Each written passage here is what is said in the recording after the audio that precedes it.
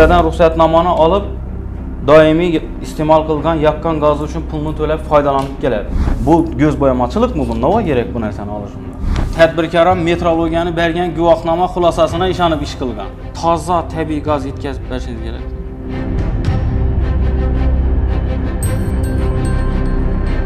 Shu tabiiy gazni ichidan chiqayotgan mana bu chiqindilarni ko'rgan bo'lsangiz, Ma'qara. Ya gördingizmi? O'zi ta'sir etadi shu narsa. Bu kimdan aybi gazning ichidan musulgasi? Yo'q, bu misol uchun hozir siz yetkazib bergan gazingiz ichida bir nag'ar keldimi, axlat keldimi yoki bir havo keldimi, shu bo'yicha aynan buzilgan bo'lsa, bunga kim javob beradi? Hisobga olish pribori buzilganda yoki mavjud bo'lmaganda iste'molchi aybi bilan degan so'z aytilyapti bu yerda. Bu holatda tadbirkorning aybi borligini biron birsi isbotlab bera olmadi. Iste'molchining aybi nerda bu yerda? İste'molchining aybi yo'q bu yerda. Iste'molchining aybdor deb turganimiz yo'q bizda. Agar iste'molchining aybi yo'q bo'ladigan bo'lsa, nima uchun iste'molchiga jarima qo'llanadi?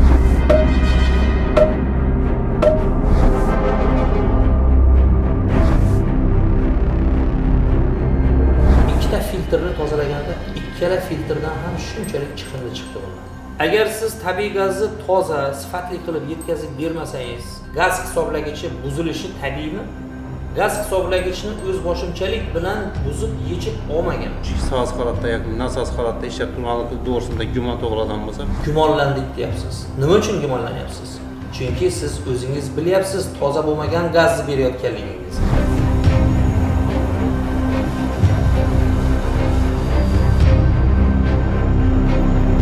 Endi ichidan chiqayotgan mana shu musullarni qarang. Turbani ichiga ham o'tib ketgan, tashqarisida ham bor. Buni ichidan ozgina bir mana shu qum zarrasi o'tsa ham o'sha modemga bu eshibga beradi. Tabiiy gazni sifatsiz ichidagi har xil musullar bilan kelishini oqibatida agar buziladigan, boshqa qiladigan bo'lsa, bu kimning aybi bo'ladi? Bu ham shu yetkazib beruvchining aybi bo'ladi. Yetkazib beruvchining aybi bo'ladi. Aybni birovdan axtarishni biz o'rganib qo'yganmiz. Lekin o'zimizga baho bermaymiz. Plomba uzilganmi? Yo'q. Yo'q. Vizual aniqlanadigan tabiiy gazning haqiqiy iste'mol ko'rsatkichlari kamaytirish bo'lganmi? Yo'q. Yo'q. Hisobga olish priborlaridan tashqari yoki undan oldin gaz quvurlari va bypass liniyalari ulanganmi? Yo'q. Yo'q. Nima uchun unda iste'molchi 336 million so'm sizga jarima to'lashi kerak? Nima uchun? Ayting.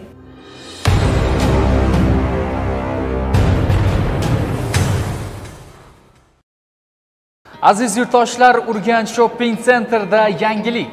Avvallari siz do'konlarni investitsiya shartnomasi orqali xarid qilganmidingiz? Endi bunga hojat yo'q. Endi siz 100% tayyor do'konlarni tashrif buyurib va o'zingiz tanlab xarid qilish imkoniyatiga egasiz. Buning uchun esa albatta sizni sotuv ofisimizda kutib qolamiz. Shoshiling, do'konlar soni cheklangan. Assalomu alaykum, hurmatli yurtdoshlar. Shu issiqxona masalasi bo'yicha ko'plab odamlar qiziqib, buni ko'pchilik insonlar kuzatib, ko'p muhokamaga sababchi bo'ldi. Faqat shu gaz tarmog'ini ulash bo'yicha shu issiqxonani bordik, o'zlarimiz shu gaz tarmog'ini ulash jarayonida ishtirok etdik. Shu o'ylaganimizdan shu gaz quvurining ichidan kelib turgan shu noma'lum tuproqsimon moddalar, ya'ni bu axlat deymizmi, buni nima deymiz, shu narsalar kelib turganligi aniqlandi. Bu narsalarning videolarini yana o'zim sizga tashab berdim. Keyin bu gaz tashkiloti tomonidan olib borilgan harakatlar ham bu noto'g'ri ekanligi yuzasidan Neftigaz inspeksiya tomonidan ham taqdimnoma kiritilib, Respublika hudud gaz AJga, Xorazm hudud gaz ta'minoti korxonasina yana yozma ko'rsatma ham berildi. Shular bo'yicha endi bir o'zingizdan bir shuni bir qonuniy tushuntirishini bersangiz, ham bundan keyingi harakatlarimizni nechik tartibda olib boramiz. Lekin hozircha shu 336 million so'm tuzilgan akt dalolatnomasi hozircha durtda kompyuterimda. Akt 4-martdami? 2023-yil, ha? 4. Bunda yana ish hujjatlari surishtiruvda to'plangan, hamma ish hujjatlari yana shu yerda. Akti 4-mart 2023-yilda tuzilgan. Bu akt bo'yicha 336 million so'm hisoblangan, ha? Ha. Ya'ni hisoblagich gaz hisoblagichi noto'g'ri ishlaganligi sababli deb buni umumiy hajmidan olgan holda 28 kun hisobida, to'g'ri, 1 soatida 1200 500 kilovat, 24 soatda 1200 kilovatni kub 336 million so'm jarima hisoblangan dalolatnoma. Xo'p. Endi qara. Hozir mana taqdimnomada ham, yozma ko'rsatmada ham hudud gaz ta'minot hajiga kiritilgan yozma ko'rsatma bu yozma ko'rsatma Xorazm gaz ta'minotiga kiritilgan, respublikaga taqdimnoma kiritilgan. O'zenergo inspeksiyaning Xorazm viloyat hududiy bo'limi tomonidan kiritilgan, ha? Bu yerda raqamlar noto'g'ri deyapti-ku bu. Hisoblashda xatolikka yo'l qo'yilgan deydimi? To'g'ri.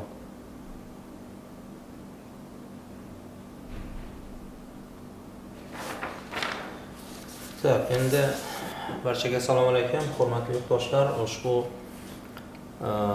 bizni jamiyatimiz tomonidan olib borilgan issiqxona kompleksiga yetkazib berilgan gaz vaqtincha ajratib qo'yilganlik holati, keyin o'sha issiqxonada ekilgan ekinlar gazsiz qolishi oldini olish borasida qilingan harakatlarni ko'rdingiz. Bu surishtiruvlar uzoq davom qildi. Endi bu yerda bitta haqiqiy holatlar bor, buni e'tibordan chetda qoldirib bo'lmaydi. O'ylaymanki, ushbu holatlarga yuqori turuvchi tashkilotlar va boshqa organ holatlari e'tibor qaratadi. Keling dalolatnomasidan boshlaymiz. 2023-yil 4-mart sanasida Xorazm hudud gaz Urganch tuman bo'limi. Urganch tuman bo'limi demak dalolatnoma tuzyapti-da. Dalolatnomaga asosan tadbirkorlik subyekti Bekobod Real MCHga nisbatan 336 million so'm jarima hisoblayapti. Va ushbu dalolatnoma asosida unga yetkazib beriladigan gazni vaqtincha to'xtatib qo'yapti. Endi qarang, bu dalolatnomani hisoblashiga bular asos qilib olyapti 1-martda berilgan mutaxassis xulosasini. Ya'ni ushbu xulosa O'zbekiston Milliy metrologiya instituti davlat muassasasi Xorazm filiali tomonidan berilyapti. Bu xulosada aytilyapti, maksimal sarf, nominal sarfda orasida farq aniqlandi. Shu sababli hisoblagich texnik nosoz bo'lgan degan xulosani bergan. Gaz xodimlari esa undan kelib chiqib dalolatnoma rasmiylashtirilgan. Endi bu yerda bu xulosani hozir biz solishtiradigan joyimiz bor, qarang. 1-martda xulosa berilyapti-da, Bekobod Real MCHga o'rnatilgan. Ya'ni bu gaz hisoblagich ultra tovushli gaz hisoblagich hisoblanadi bu. Markazi Elester. Elester markali gaz hisoblagich nosoz deyapti. 2023-yil 18-sentyabrda esa ushbu gaz hisoblagichni soz holatda ekanligi haqida bizda 71-sonli dalolatnoma bor hamda unga asosan berilgan guvohnoma bor. Mana bu guvohnomada aytyapti, gaz hisoblagich soz holatda undan foydalansa bo'ladi deyapti. Endi bu holatlar albatta bizni mana shu surishtiruvlarimizni olib borishimizga sabab bo'ldi, chunki bu yerda mana shu mutaxassisni bergan xulosasi bilan kelishib bo'lmaydi. Hozir men sizga sabablarini aytib o'taman. Endi qarang, Vazirlar Mahkamasining qarori qanday? Mana. Tabiiy gazdan foydalanish qoidalari bo'yicha O'zbekiston Respublikasi Vazirlar Mahkamasining 2018-yil 12-yanvardagi 22-sonli 22-sonli qaror. 22-sonli qarori bor. Ushbu qarorni bular aytyapti, ikkinchi ilovasi 125-band. 125 qismi D bandi. D bandiga asosan deyapti. Biz jarima qo'lladik. Aqdda shunaqa deb yozyapti bular. Nimaga asosan qo'llading buni desa, shu qarorni 125-qismi D bandiga asosan deyapti. Endi D bandida nima deyapti? hisobga olish pribori buzilganda yoki mavjud bo'lmaganda iste'molchi aybi bilan degan so'z aytilyapti bu yerda. Xo'sh, biz surishtiruv davomidagi videolarni ko'rdik. Mana Xorazm gaz ta'minot mutaxassislari bilan Azamatda bo'lgan uchrashuvda ularning fikrlarini ham eshitdik. Iste'molchini aybi nerda bor edi? Iste'molchini aybi yo'q bu yerda. Iste'molchini aybdor deb turganimiz yo'q bizlar. Shtamp buzilganmi bulonba tamg'asi? Shu o'zlaringiz urib bergan tamg'a, standartni tamg'asi o'zlarimiz buzib, iste'molchi ishtirokida davlatnoma rasmiylashtirdik. Ha, rahmat sizga. Xo'sh, bular nima deyapti? Iste'molchini bu holatda aybi yo'q deyapti. To'g'ri. Agar iste'molchini aybi yo'q bo'ladigan bo'lsa, nima uchun iste'molchiga jarima qo'llanadi? Mana shu savol ochiq qolyapti. Yurtdoshlar hozir shu gaz hisoblagich uskunasinacha o'rnatilgan yerda filtrlar ochib tozalanganida, yana filtrning ichidan ko'rdingizlar, bu gaz quvurini ichidan kelgan axlat. Endi mana bu yuqoridagi videoni e'tibor qilgan bo'lsangiz, tabiiy gaz. Tabiiy gaz bilamizki, bu havo. Suyuqlik emas, toza havodan keladigan bu tabiiy gaz. Shu tabiiy gazni ichidan chiqayotgan mana bu chiqindilarni ko'rgan bo'lsangiz, ikkita filtrni tozalaganda ikkala filtrdan ham shunchalik chiqindi chiqdi bundan. Bu endi tuproqmi, quvurlarning ichida kelishi oqibatida kulga aylangan nimadir bu gaz emas xullas. Tabiiy gazda shunchalik musor chiqyapti. Menda bitta savol bor. Tabiiy gaz yetkazib beruvchilar.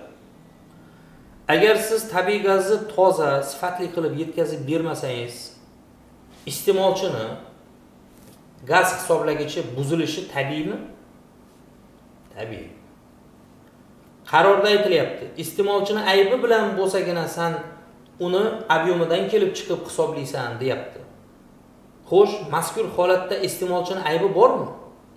Yo'q. Chunki iste'molchi gaz quvurini ichiga kirmaydi. Gaz hisoblagichni o'z boshimchalik bilan buzib yechib olmagan. Quvurni oldindan kesib yoki boshqa bir holatlarda o'zini ta'sirini o'tkazmagan. Bu ish holatlarida ham yo'q, o'zi umuman bunday holat bo'lmagan. Xo'sh, shunday ekan, nima uchun biz endi kelib iste'molchini ayblashimiz kerak? Mantiqli savol. Nima uchun? O'zingiz aytyapsiz, iste'molchini aybi yo'q deyapsiz. Iste'molchi bir sezonda umumiy miqdorda necha pullik gaz yoqadi ekan? Bir sezonda 180-250 million atrofida gaz yoqadi ekan. Shunda iste'mol qiladi. 5 oy. 5 oy. Agar iste'molchi 5 oyda 180 million so'mlik gaz yoqadigan bo'lsa, siz 24 kunga 28 kunga uzr. 28 kunga 336 million so'm gaz unga hisoblayapsiz. Endi o'zingiz savol berib ko'ring o'zingizga. Uni o'rnatgan katyoli shunchalik gazni yoqa oladimi? Yoqa olmaydi bu bir. Endi men asosan to'xtalmoqchi bo'lgan joyim, o'ylaymanki, mashg'ulotiga e'tibor qaratasiz. Birinchidan, iste'molchi sizni tabiiy gazingizni toza, havoli ekanligi uchun shunga ishongan holda siz tomoningizdan berilgan texnik shart, ya'ni tabiiy gazga ulanishdan oldin siz unga texnik shart berasiz. Mana bunaqa bosimdagi mana shuncha gazni o'tkazishi mumkin bo'lgan ultra tovushli gaz hisoblagich qo'yasan degan siz shart berasiz. Iste'molchi esa sizni shartingizga asosan shunaqangi hisoblagich sotib oladi va o'rnatadi. Va uni qo'lida 3 yil guvohnoma, 2 yil. 2 yilga berilgan, bizda Xorazmnikida 2 yilmidi? Guvohnomasi 2 yil. 2 yil. 2 yilga unga ruxsat berilgan. Ya'ni 2 yil texnik ko'rikdan o'tkazmasdan foydalanish mumkin degan qo'lida uni xulosasi bor. Ya'ni bu ruxsatnomasi sentyabr oyigachamidi? Oktyabrning 9-gacha 2023-yil. 2023-yil oktyabr oyigacha uni qo'lida guvohnoma bor. Qayta ko'rikdan o'tkazishi mumkin bo'lmagan qo'lida guvohnomasi bor. Shu guvohnomaga asosan bu foydalanib kelyapti. Lekin siz boryapsiz-da 2023-yil 4-martda 1-martda yechib ketilgan. akt tuzyapsiz. Nima uchun? Gumonlandik deyapsiz. Nima uchun gumonlanyapsiz? Chunki siz o'zingiz bilyapsiz toza bo'lmagan gazni berayotganligingizni. Siz o'zingiz bilyapsiz o'sha gazni ichida kelayotgan musorlari, qum, chang, boshqa aralashmalar ultra tovushli hisoblagichni buzib qo'yishini siz o'zingiz bilyapsiz-da, shuning uchun borib uni tekshiryapsiz. Mana aybingiz qayerda sizni? Endi ichidan chiqayotgan mana shu musorlarni qarang. Turbani ichiga ham o'tib ketgan, tashqarisida ham bor. Filtrning ahvolini ko'rdingizmi? Filtr qanaqa ahvolda bo'lyapti? Bu shu gazdan kelyapti o'sha narsalar. Bu ultra tovushli hisoblagich deyapmiz biz. O oldingilardek u kirchatni emas, u charxpalakdek aylanib hisoblaydigan emas. Bu ultra tovushli hisoblaydigan gaz hisoblagich bu. Buni ichidan ozginakkina bir mana shu qum zarrasi o'tsa ham o'sha modemga bu ошибка beradi. Siz esa toza gaz berishingiz kerak. Mana misol keltirib o'tamiz. Misol uchun mana uyimga xolodilnik sotib oldik. To'g'rimi? To'g'ri. Elektr tarmoqlari bilan seni shartnomang bor. Bor. Senga 220 volt elektr energiyasi yetkazib berish kerak. To'g'ri. Uyingga xolodilnik olib kelding, 220 voltda ishlaydigan. Xolodilnikni o'rnatding. To'g'ri. Lekin o'zidan o'zi uyingda напряжение ko'tarilib ketdi, 300 volt, 350 voltga chiqib ketdi elektr energiyasi. Xolodilniging kuyadimi? Kuyadi. Kimning aybi bilan bo'ladi? Bu elektr energiya yetkazib beruvchining aybi bilan bo'ladi. Chunki u bilan men shartnomani 220 voltga tuzganman. Sen 220 voltga shartnoma qilgansan, razvedkada 220 volt keladi deb hisoblagansan, shunga qarab texnika sotib olgansan. To'g'ri. To'g'rimi? To'g'ri. Bu iste'molchi ham tabiiy gazga ishongan, toza tabiiy gaz menga keladi deb o'ylagan, ultra tovushli hisoblagich sotib olgan. Demak, agar ultra tovushli hisoblagich buzilsa, tabiiy gazni sifatsiz ichidagi har xil musorlar bilan kelishini oqibatida agar buziladigan, boshqa qiladigan bo'lsa, bu kimning aybi bo'ladi? Bu ham shu yetkazib beruvchining aybi bo'ladi. Yetkazib beruvchining aybi bo'ladi. Lekin gaz hisoblagich tekshirilgan paytda shunda ham soz holatda ekanligi aniqlanyapti. Nima uchun endi Xorazmdagi metrologiya tekshirgan xulosasida nosoz deyapti? Unga asos bormi? Agar nosoz bo'lsa, nima uchun olib borib yana shu hisoblagichni o'zi o'rnatib qo'yildi? Aynan shu o'zi o'rnatganligi bo'yicha mana neft inspeksiya ham shu bo'yicha javobgar, ya'ni mas'ul bo'lgan xodimdan tushuntirish xatini ham olib turibdi. Ya'ni uni harakatlari noto'g'riligi yuzasidan. Keyin bu yerda Furqat aka shu fevral oyida deb 336 million so'm miqdorida jarima qo'llab turibdilar bu 28 kun uchun.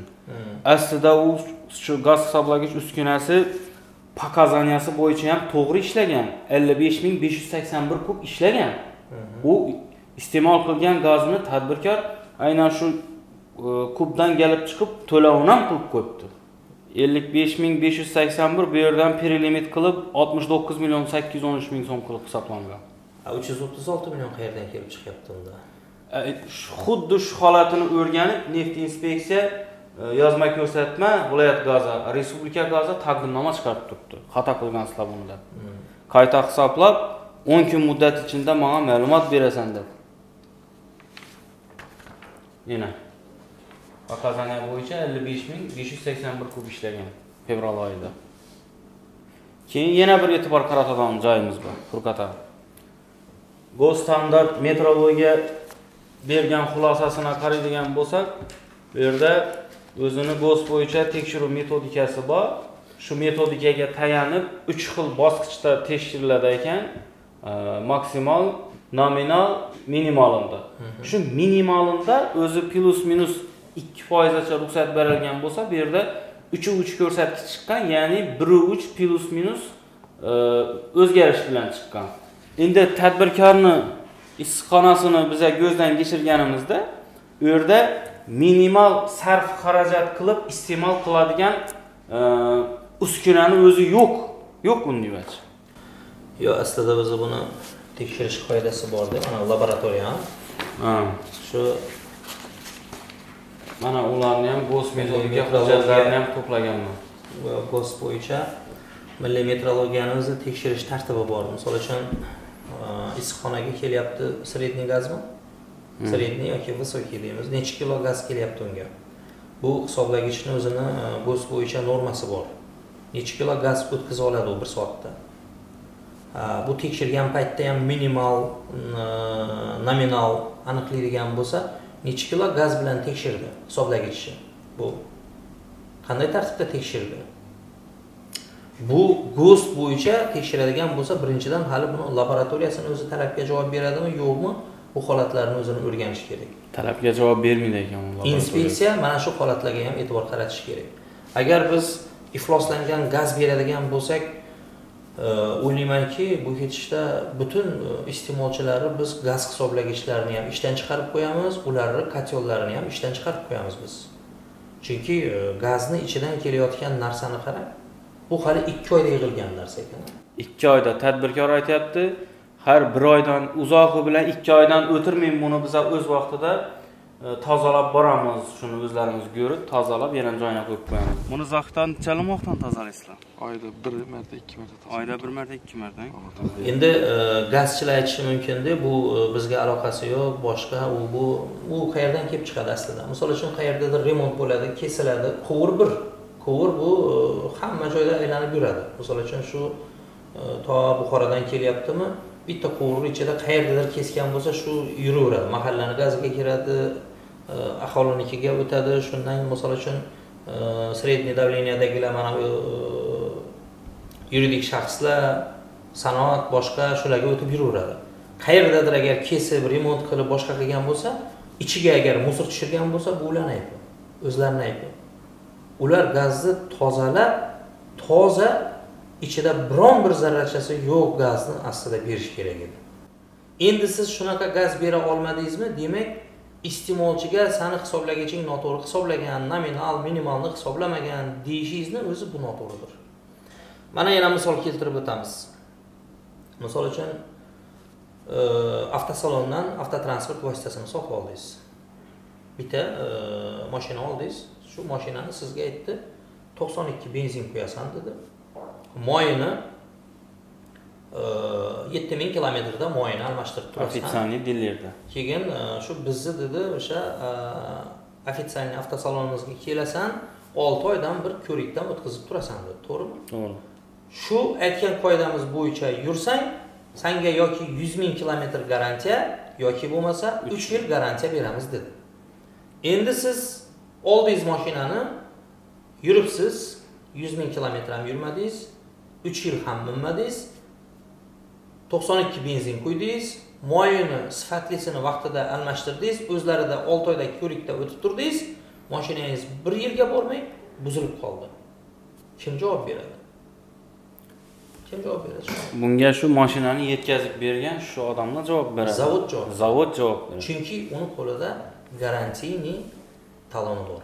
O'sha garantiyni pismosi bor qo'lida, to'g'rimi? Shuning uchun zavod javob beradi. Endi bu holatdachi siz qo'liga gazchini, iste'molchini qo'liga texnik shart berdingiz. Mana texnik shart, mana shu hisoblagichni o'rnatasan, mana shu bo'yicha foydalanasan. Biz senga bulon beramiz. 2 yil seni hisoblagichingni 2 yildan keyin, lekin mana metrologiyadan sertifikat olasan, yangidan guvohnoma olasan. Shu shart bilan ishlatasan deb berdingiz. Ha, bu lekin 2 yilga bormadi-ku. Siz gumonlanib bordingiz-ku. Uni ustiga borib turib gaz hisoblagichini yechib biz gumonlanyapmiz, tekshirishimiz kerak deb o'zingiz jarima qilyapsiz-ku. Xuddi bu ham avtosalondan mashina sotib olish bilan bir xil emasmi? U 92 benzin qo'ygan, yaxshi moy qo'ygan, vaqtida ko'rikdan o'tib turgan.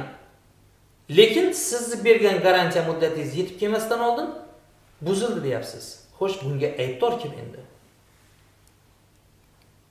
Ishlab chiqaruvchi nosoz transport vositasini sifatsiz qilib ishlab chiqarganligi uchun zavod aybdor bo'lsa, siz ham toza bo'lmagan, ichida chang, musor, tuprog'i bo'lgan gazni berganligingiz uchun xuddi shunday siz ham aybdor bo'lishingiz kerak. Aslida mana shu holatlarga e'tibor qaratish kerak. Hali bunaqa masalalar ko'p chiqadi.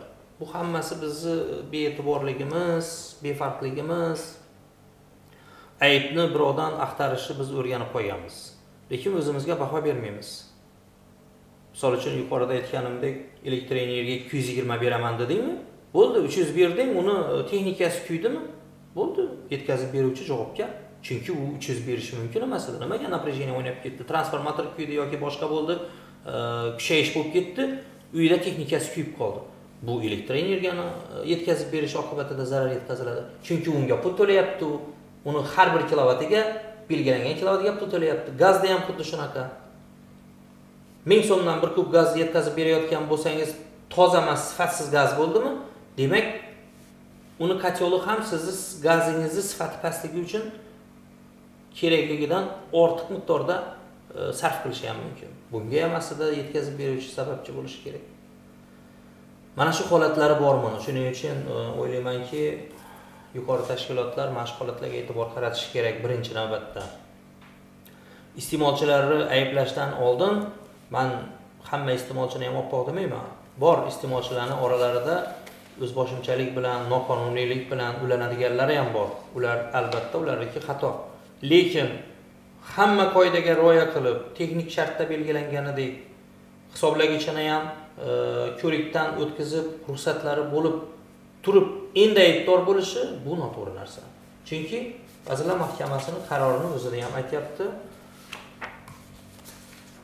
Iste'molchini aybi bilan plombalar uzilganda va vizual aniqlanadigan tabiiy gazning haqiqiy iste'mol ko'rsatkichlarini kamaytirish maqsadidagi boshqa qoidabuzarliklarda deyapti. Qarang, jumladan hisobga olish priboridan tashqari yoki undan oldin gaz quvurlari va bypass liniyalari ulanganda bir hisob-kitob davridan ko'p bo'lmagan vaqtda deyapti. Xo'sh, bizda bormi shunaqa holat bu yerda? Yo'q, umuman yo'q. Misol uchun plomba uzilganmi? Yo'q. Yo'q. Vizual aniqlanadigan tabiiy gazning haqiqiy iste'mol ko'rsatkichlari kamaytirish bo'lganmi? Yo'q. Yo'q. Hisobga olish priborlaridan tashqari yoki undan oldin gaz quvurlari va bypass liniyalari ulanganmi? Yo'q. Yo'q. Nima uchun unda iste'molchi 336 million so'm sizga jarima to'lash kerak? Nima uchun? Ayting.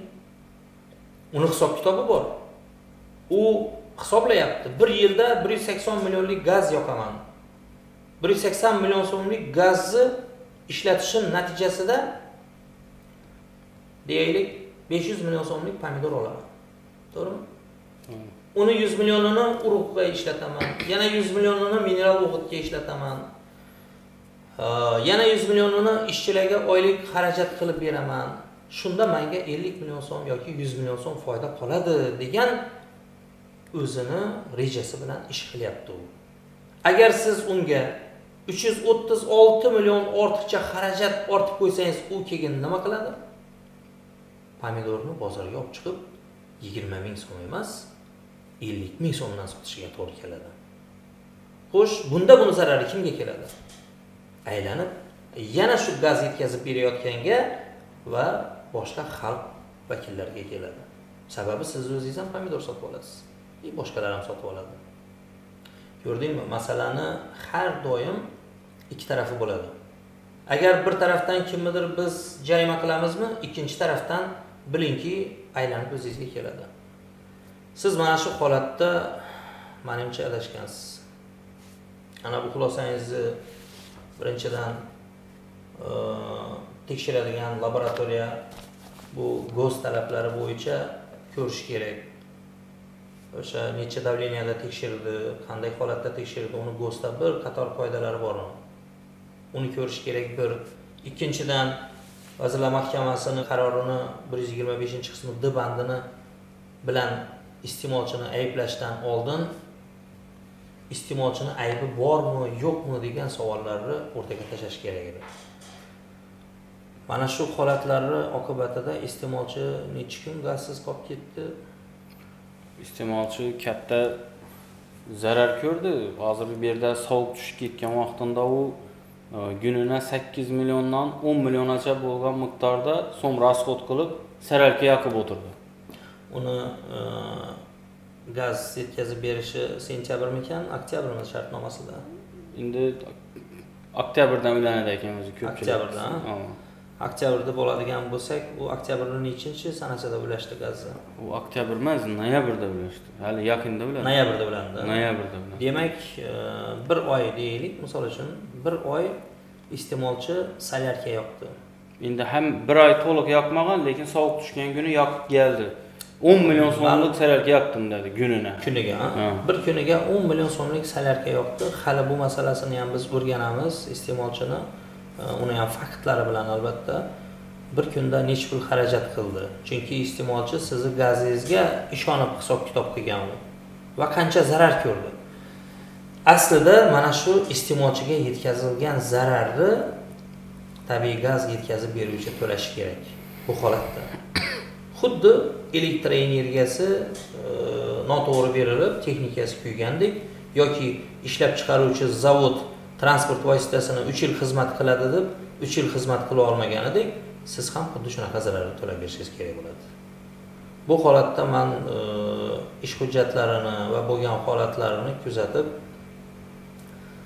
amin bo'ldimki, iste'molchini bu holatda hech qanaqa aybi yo'q. Buni odamlarni, xalqni yozgan kommentariyalari, ularning fikrlaridan ham ko'rinib turibdi, chunki ular ko'zi bilan ko'ryapti hamma narsani.